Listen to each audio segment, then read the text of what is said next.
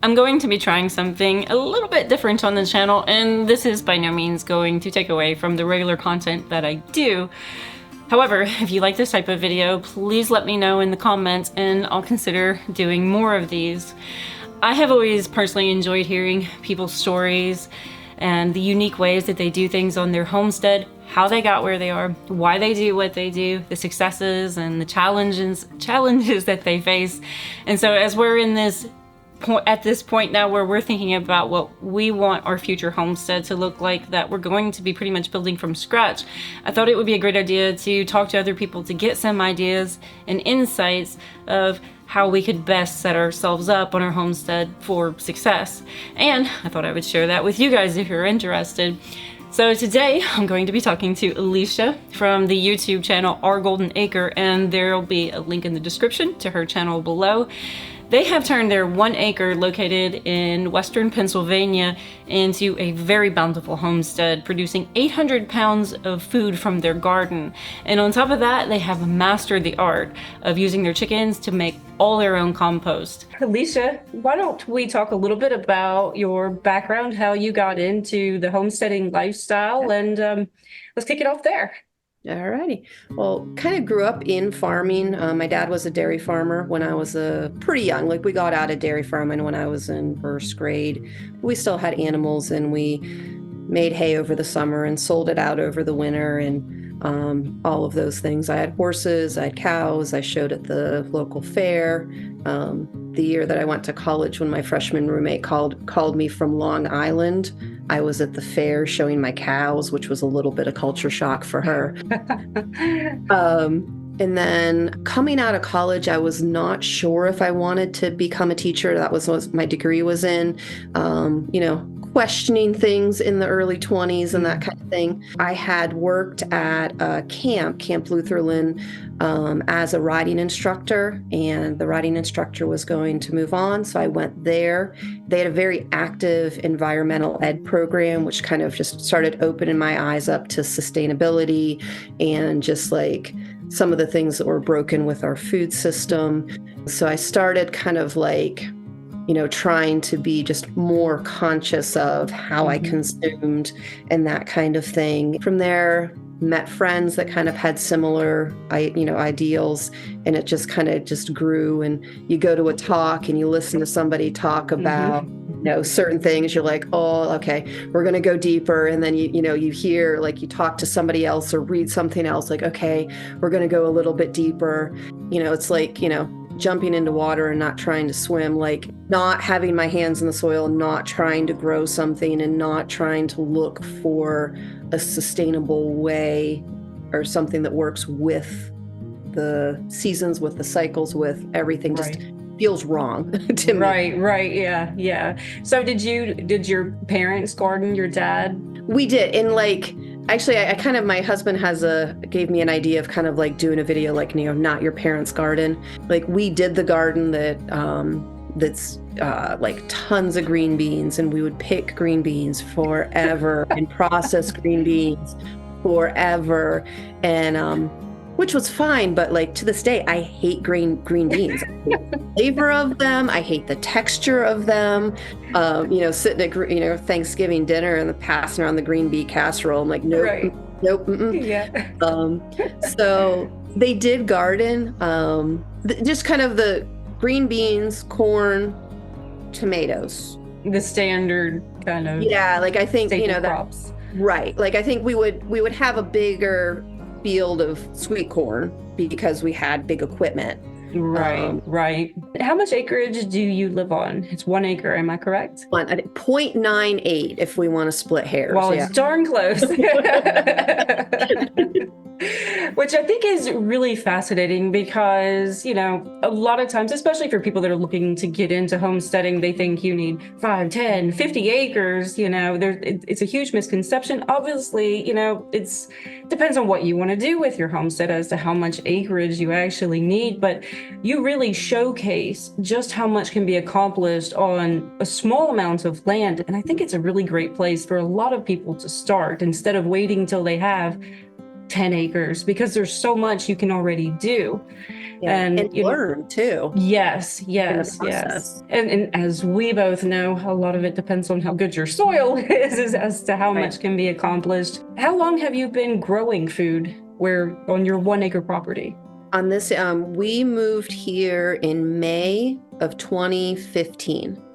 Okay. So we've been here, this is our 8th year, be 9 in May. We put our house up for sale. We were trying to buy this house and we got an offer, cash offer, no inspection, no contingency. And we're like, yes, we will take that. We were supposed to move into this house in December when I was still pregnant with Gabby, my second. And our buyer backed out 2 days before we were supposed to close. And we had already moved a lot of our stuff into the garage of this house because it was empty. And then we were just in this like limbo of half of our stuff being here, but we weren't in a position to buy. Like it was challenging. Sounds like it. And then we finally ended up getting to move here. We got another buyer for our house in May, which was when Luke was working 7 days a week. We had an infant. We had a 2-year-old. So first garden was really small. I can imagine. Wow. That's a challenge. Yeah. So like we had garlic that Luke and I have been planting as long as we've been together. That's so romantic. Like it's one of those, like we're hoping we get to pass this on to our grandkids. Yeah. But there was a farm market that we used to go to, and we went to this one old timer, Paul Star, and Luke was like, okay, we want to grow some garlic. And he's like, if you grow this, if you get this much, you'll never buy garlic again. So we planted that garlic. And so, it's a fall plant.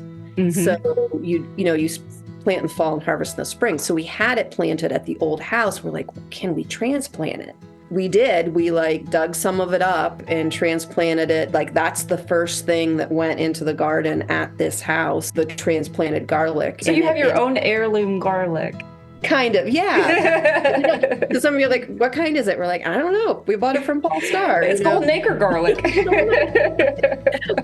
So that one was small. And then we kind of kept getting a little bit bigger. And then one year, Luke was like, we don't need the garden bigger. The kids are little. We're busy, that kind of thing. And I was out planting and I'm like, okay, I either need to dig a bed or I need to stop planting. He's like, okay, go dig the bed. And then he bought me a cold frame that was 3 by 9. I'm like, if you give me a cold frame that's 3 by 9, I'm going to dig a garden bed that's 3 by 9. We added 2 3 by 9 beds, and then we got the chickens, and the place that we wintered them the first year became a garden bed. And so you got your chickens in the first year there? No, we got them 3 years later. Okay. Animals tend to find us. One of Luke's buddies had bought, Tractor Supply had tried to do a fall garden sale, or chick sale. And it didn't go well. And this he's a wheeler dealer, and he got, I don't know, hundreds of chicks for a nickel a piece. And then sold some of them for $1 a piece, made his money back. And then kind of kept, wheeling, dealing. But he called Luke and said, I know you said at one point you wanted chickens. I've got some. Do you want them? So we're like, okay. And so we got them in the fall. We got them in October. They were feathered out. And we started. So that was convenient. Yes, they were old enough, we didn't need any heat or brooding or any of that. There was 2 roosters in the group, and we can't have roosters here. That would not go over well. And of course, those were the first ones the girls named, and before we knew they were roosters. Of course. Your garden size then, as you say, was this, this basically small cold frame that you kind of started with to the expansion that you have now, which what would you say your garden size is now that you're actively using? We're probably 1,000 or just a little over 1,000 square feet. Wow. And you have quite an abundance of food. And that's one of the amazing things about what you garden year round. I mean, we're trying to start earlier and trying to, work later finish later. It's really amazing, though, how you use your chickens to work with your garden ecosystem. I think that's one of the great things that you highlight on your channel is how you constantly move the chickens in and out of your gardening areas and have them produce compost and stuff for you. Was this something that you just kind of learned to do over time, just by experimentation? I think it's a little bit of everything. It's a little bit of like, I feel like I should be able to do this thing, and then like read a little bit and you watch some videos a little bit. And then like watching like Joe Soliton, kind of like the grandfather of regenerative ag, how they put their animals on deep bedding during the winter to make compost, and then like also just keeping a cleaner, healthier environment. So like the first year I had them on like some deep bedding, and then like the more I watched and read and learned, like the more I started doing that. Right, the deep bedding system is what you're referring to, right? Yes, and we used to keep the chickens, like we would turn them on the garden for part of the winter. But as I've started growing more cool weather stuff and gardening further into the cooler weather, a lot of times we can't because there's stuff growing. Basically, we're harvesting their manure into the deep bedding so that that can come onto the garden once, you know, once fully composted. Now, are you at the point now, because you take and scoop up a lot of the leaves and things like that on your property and all that, and stick that in there with the chickens in the fall and have them dig through all that and produce this amazing compost for your garden? Are you at the point like now with your chicken compost system, which is incredible? You guys really should go watch our videos on that.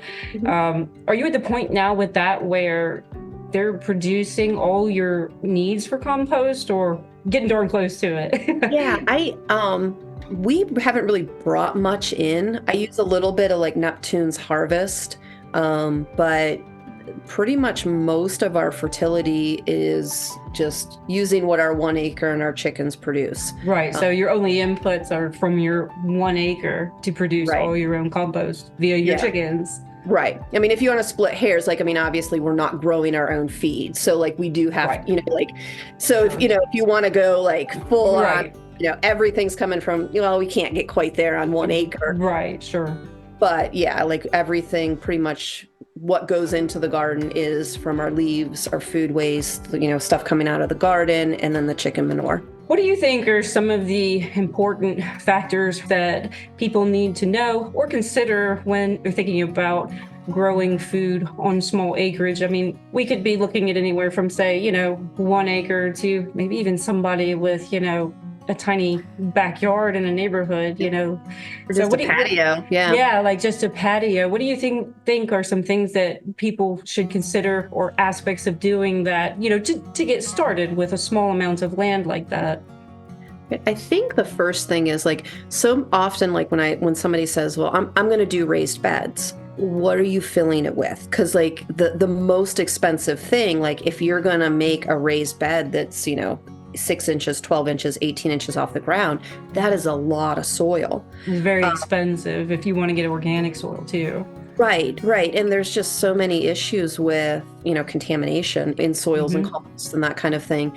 You know, I actually have a couple videos on, if I didn't have a garden, you know, this is how I would start it. And I think like, if you're gardening, it's slow food. It's not like, you know, I'm going to grow all of my food right now. Like, it's like, okay, I would like a garden. Could I do something today that would let me start a garden in the spring? Just letting it evolve. Because like when we added on to our garden this year, we have 4 about 2.5 by 25 foot beds. We grow like 200 pounds, a little over 200 pounds of food in that garden. And we started it in the fall of 2022. Now, provided we had the chickens, so we were running the chicken tractor over that just very slowly. We would mulch it with our grass clippings, and then we would bring the chickens back through and then hit it with the grass clippings again. And then we just covered it really deep with leaves for the fall, and then we planted in it. So we didn't have to till it. Now, we were using the chickens, but like if you didn't have those, like laying down some cardboard and covering it with leaves and like just taking the materials that are already, you already have, or maybe your neighbors have, maybe you have an elderly neighbor that if you could rake their leaves and bring them onto your property and, just get started by covering a space in the fall to start like, killing off the grass so you have a place to start. Yeah, figuring out how to use your natural soil to get like started. not instantly trying to do a huge project of doing a raised, building it and all of that kind of thing. And then just, you have to be patient. There's so many layers to learning to be a gardener. Oh, it's so true.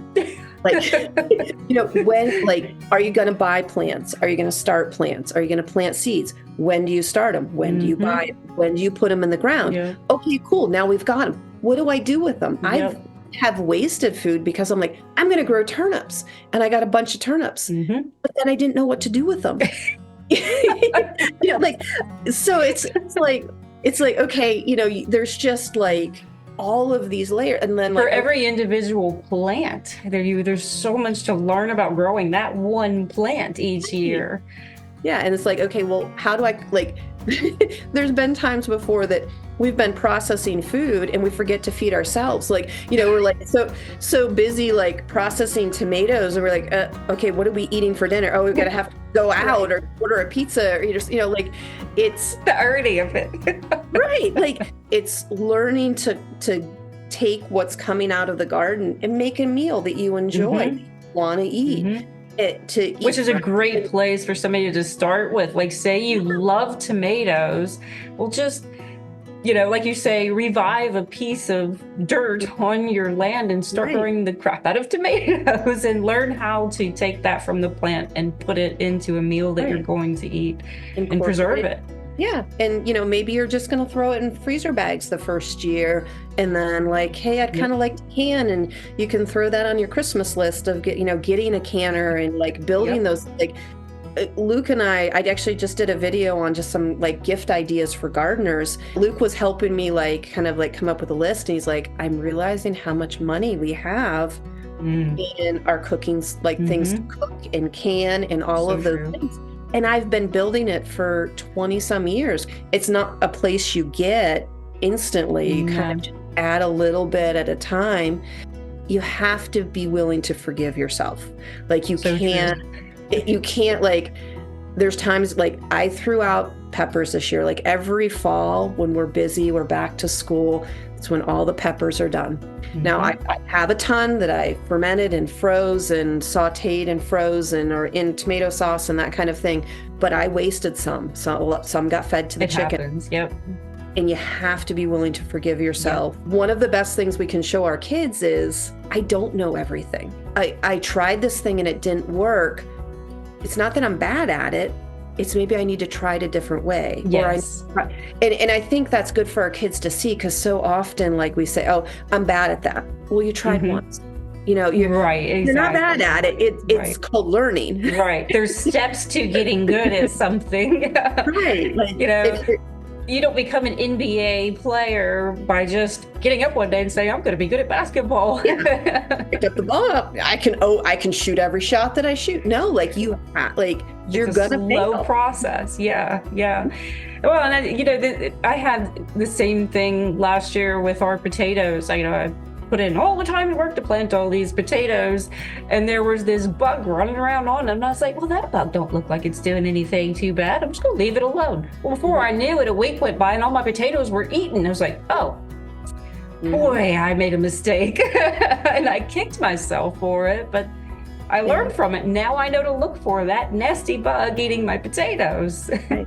But some of the nasty bugs are the good ones too. Right. That is a nice thing about phones now, that you can snap a picture, provided your internet's working for you. That's true. And you can be what is this thing? What does it eat? Right. There's a lot of help out there now for new gardeners. It's really, and of course there's lots of videos and stuff to learn from as well. How do you have your chickens on your 1 acre? Do you just let them free roam, or what is your setup for your chickens? And you have 4 chickens? We are at 6 right now. We had 8. We lost 1 this summer. And then we had 1 that just laid down and died recently. But our first round of chickens are 5 years old. And then we got 3 more that were are now 4. So they're, in terms of chickens, they're pretty old. During the nice weather, we've got a chicken tractor. It's basically an 8 by 8 by 4 foot box. It's got like perches, and it's got their nesting box, and their water and their feed hangs in it. And we've got a wheel on the back. It's called a chick lift that just levers it up. And we typically move that 2 to 3 times a day. So they're moving constantly through the backyard, always in like fresh grass, moving them away from the manure, making sure that the manure is spread out enough that the ground's able to absorb it. And then in the cold weather, that's when we've got a cattle panel trellis that this year we grew pole beans on, and then we cover that with greenhouse plastic. We bring in all our fall leaves into that. We've got a space that's not covered. We just have it covered with berry netting to keep our aerial predators out. We've got the tunnel, which is about 12 or 16 feet long, that's covered. And then they've got a bigger space that's not covered in all the cold weather. Now, when we travel, we'll bring them in there as well. Just they don't give them quite as much space because we're using the cattle panel trellis to grow on. And then the nice thing is, usually our compost, like I'll mound up the compost in that yard. When we put them back in when we're traveling, they dig that back through. They're basically for us again, right. And then move them back on, the chicken tractor. Then I just usually mound it back up, and it heats back up, and that kind of thing. The only thing I don't love about that is I can't finish the compost as quickly because we've got fresh manure then in it. But our lot is long and skinny, and so don't necessarily feel comfortable having them roaming free. And then they'd be getting in the garden, or they'd be spreading out the mulch and on your porch. Yeah. So I feel very good about the way we keep them, because they're always on like fresh grazing continuously, and they're safe from aerial predators and neighborhood dogs. For your 6 chickens that you have now, do they meet all your egg needs for your family? And you're a family of 4. We're a family of 4. They're definitely tapering off now, and especially having lost 2. Right, because as of the time of recording this, we're kind of heading into the depth of winter, so. They shut down on us in October. They usually, getting into the late fall, they go into molt, and they in. So they're done. They'll pick up usually first week of February is when we'll get our next egg. I was planning on trying to freeze. Like last year, I would just crack a couple eggs in like a silicone tray, like an ice cube, like the ice cube trays, and just beat them, freeze them. Because a lot of times recipes, you need like 2 eggs. I intended to do some of those, and I was actually going to do some research on like water glassing eggs, like storing them in like a salt line. But it just didn't seem like we ever had quite enough. But we also, like when we travel, whoever's watching our chickens, like the payments kind of taking the eggs. Right. We're actually thinking Murray McMurray hatchery. I've like gone through and like kind of went down. Where this goes. Yes. But I said, okay, well, we don't really need extra large eggs, and we want they can handle the cold. And I think 12 is probably our max. I think probably 8 to 10 is a little bit better of a number. But like I said, our chickens are old. Like we'll kind of have to see. So your family has some unique dietary needs and some difference in dietary needs. And I think that, this is really interesting from the perspective of homesteading, because you as a vegetarian, I don't know the difference. You can explain that for us, but your family is not vegetarian. So how does this work with your homesteading and your homesteading lifestyle? Right. So yeah, I'm a vegetarian. So I guess it's technically called ovo-lacto, meaning I eat eggs and I eat dairy. So you don't eat fish? No, I don't eat fish. Okay. Actually, I didn't like fish when I did eat meat. Vegan means like no animal products. Like, if somebody is coming to your house that's vegan and you make rice, they don't want butter on the rice. I need pizza and cheese in my life. There have to be exceptions to everything. people would ask me like, what kind are you? And it's like, well, I never really looked up, what's going to be this kind. Like, it's just, I chose not to eat meat. Right. You didn't pick like a box to jump in. Like this is the box. And I've said like multiple times, like, sometimes I wish I could go back and start eating meat because it would be so much easier. It'd be easier to travel and go out to restaurants and go to a picnic and like all of those kind of things. But maybe you can quickly tell us what kicked off your vigo lacto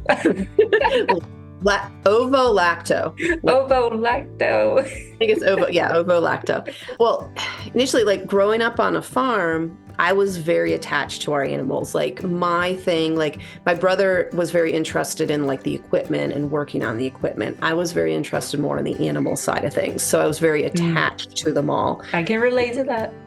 So that was really hard for me. And it's one of those things, like, I remember thinking when I was pretty young that I wasn't going to eat meat when I grew up. And then I like just kind of hit a point where like I couldn't, like I didn't want to, because I was 11 or 12. So I've never convinced anybody to be a vegetarian. Like when people say, oh, I never could do that. Well, I didn't ask you to. I just said that's what I do. Because it's more of just to me, and the way from what you tell me, I see it as you're repulsed by the idea of eating an animal. Yeah. Would I be correct in that? Yeah, well, initially I was. It was just very hard for me to see the animals go down the road. I can understand. That was, my, I knew the name of whatever we were eating. Right. So I'm not necessarily even repulsed by it. It was just hard. It was just hard for me to deal with.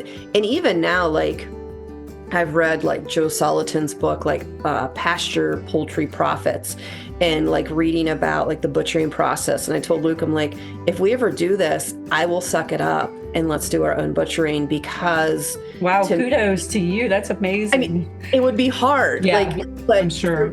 Even I would like to raise our meat for our family, but at the same time, like I don't think I could have one cow.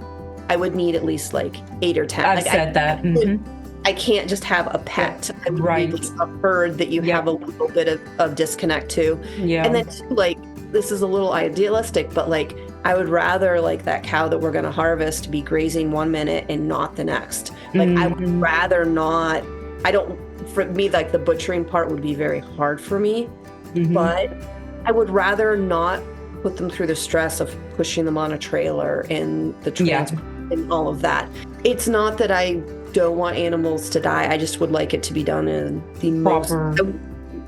I'd like them raised and kept in the most humane way possible. Yes. Like they don't need a couch, but like like not like frou-frou, but like things that they. I like that. They don't need a couch. They shouldn't be, like standing in their own muck. Like they should be, pastured and living the way they're designed to live with nature. I mean, it's crazy to pin them up and then feed them a bunch of GMO garbage, let's just be honest, and chemicals, and then pump them full of hormones and everything, and then say, oh, now we're going to herd you into this area very stressfully and end your life. Sorry, it was a miserable one. See ya.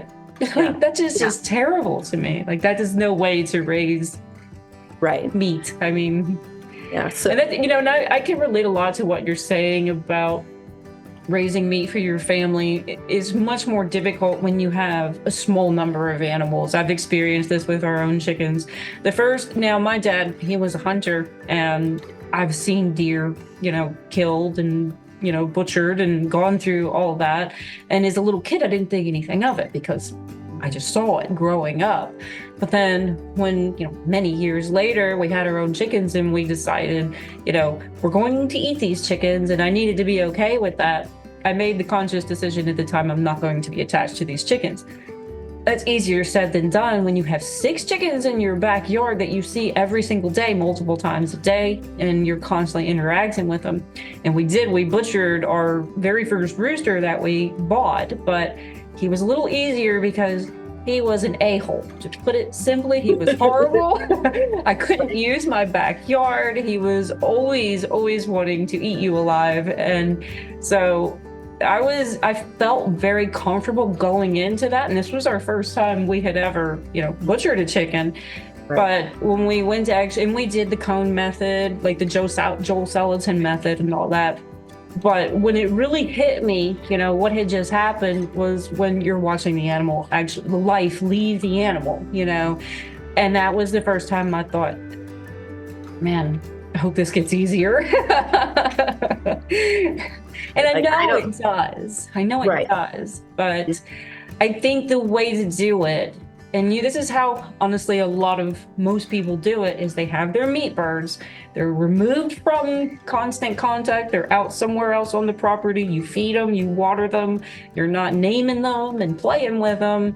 And when butcher day comes, this is process you go through. They don't have names, and I think it's a lot easier. But I can so relate to everything you're talking about here. I don't know that I'm going to be able to do it if we, if we end up raising meat birds at some point or something like that. But I would like to think I can, in the interest of the animal and the health of my family. Ultimately, I'd like to get to the point where I could.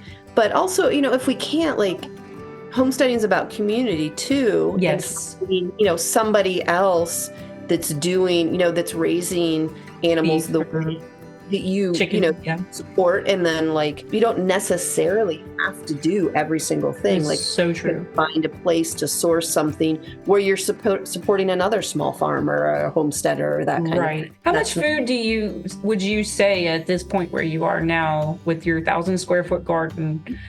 Do you think that you're percentage-wise, if you can even guess, I know it's difficult, that you're growing for your family now on your 1 acre? I would guess we're probably producing around 700-800 pounds of food. Wow.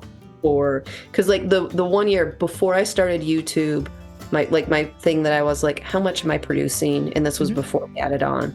And so I just weighed everything. And I think we were around 575 pounds. That's impressive. Before we moved up the hill. Right. And then this year, just the new garden, I weighed everything just out of the new garden just because it was too much to keep up with everything. Because I wanted to know how much production we got out of just the first year of that. Mm-hmm. And that was around 220. Wow. So I would say that. And then we tap our maple trees. I think that's when we first got connected on YouTube when we started. We're tapping together. together. And the insane thing is on 5 trees on our 1 acre, we got 5 gallons of syrup last year. That is just incredible. That just blows my mind. It is so incredible. Did you even go through all that?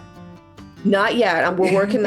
I tend to make I usually make smoothies in the morning, and I use. Oh, that's a great way to use it.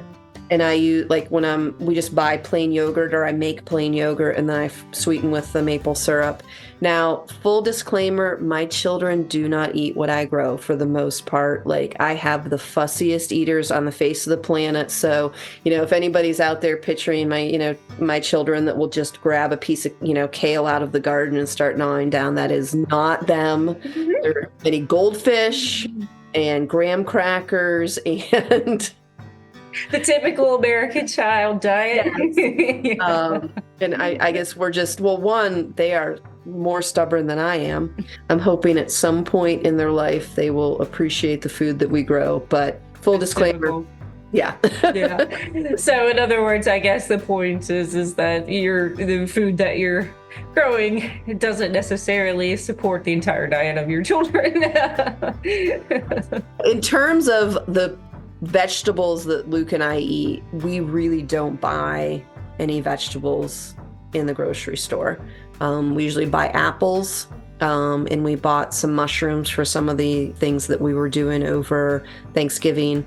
What would your advice be to people that can't find that perfect piece of property or just having trouble finding affordable property that are trying to make do with what they've currently got? I watch Roots and Refuge channel. And one of her big things is she said, turn your waiting room into a classroom.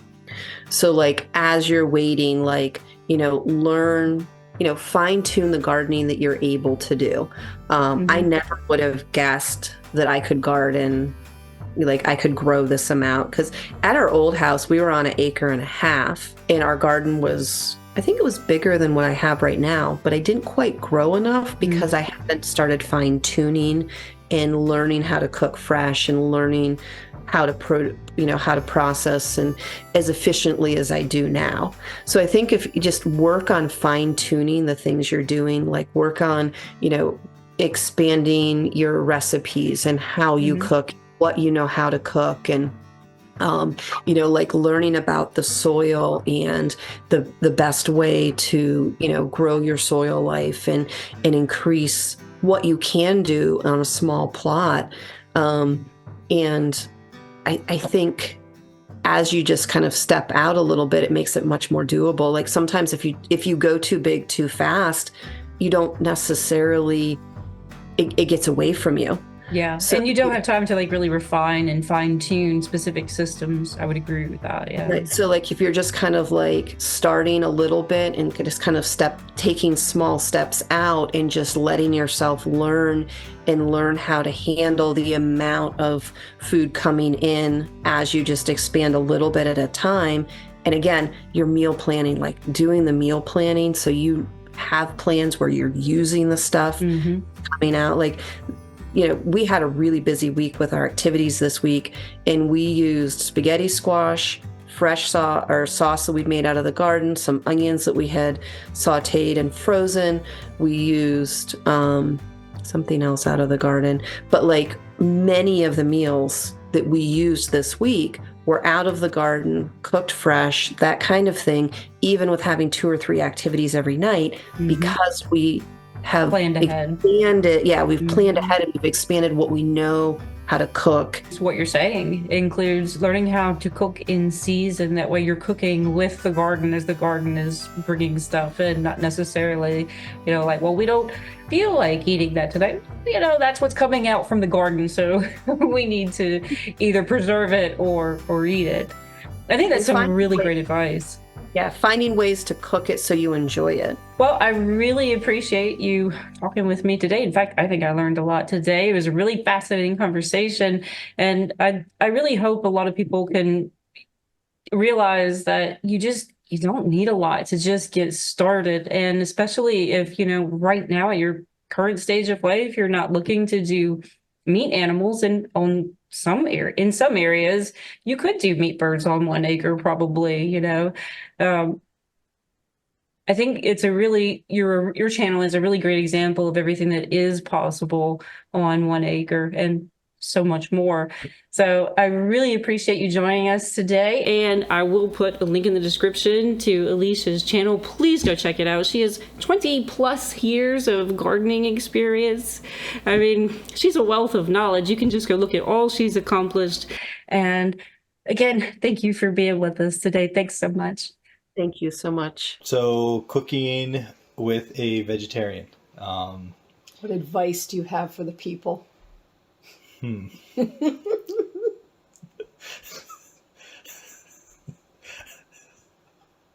that good? I just am imagining what you're going to say. I was going to go with don't, but I figured that's probably a great way to sleep on the couch.